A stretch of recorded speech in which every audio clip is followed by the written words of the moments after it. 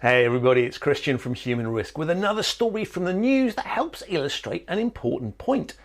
In my last video, I looked at how a UK-themed bar chain is responding to the new rules they'll need to comply with when bars, pubs and restaurants in the UK are allowed to reopen on the 4th of July. There's a link to that here or here, depending on where you're watching this. Now, like that bar chain, most pubs have also been preparing to reopen, but in an understandably less adventurous way. Here's what my local pub has announced on Instagram that it'll be doing.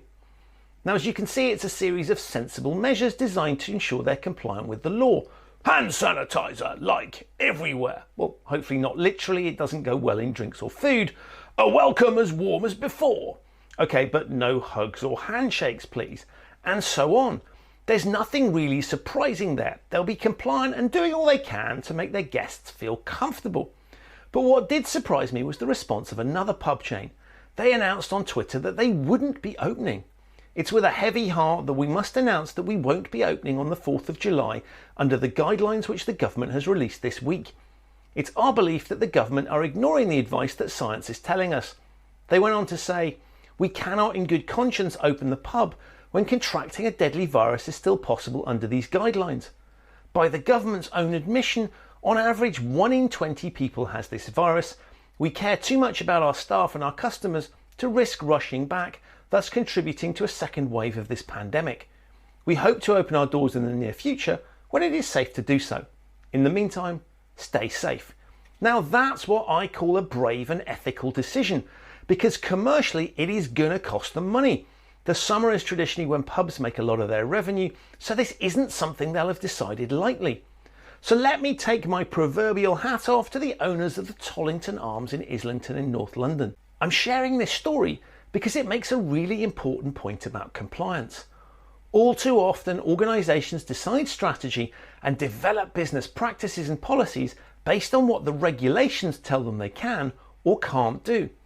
Now, sometimes that can make perfect sense, particularly when it comes to the things you're not allowed to do.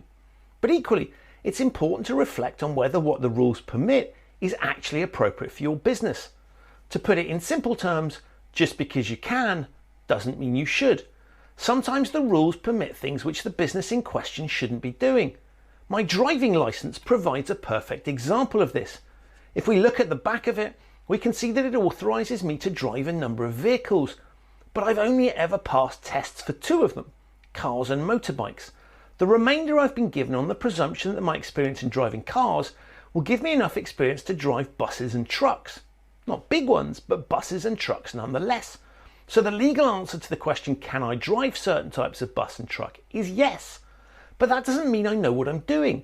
I've barely sat in many of those as a passenger, let alone as a driver. The risk-based answer to that question is that I probably shouldn't be driving them. At least not without some kind of training or practice in a safe environment. Perhaps UK viewers might agree, a quick drive to Barnard Castle and back to see if I can do it. What it says on my licence is not a sensible guide as to whether I should drive the vehicles. It merely tells me if I can. Which brings me back to the pub. They've done the smart thing and made an assessment based on the underlying facts, which is precisely how people should look at regulation.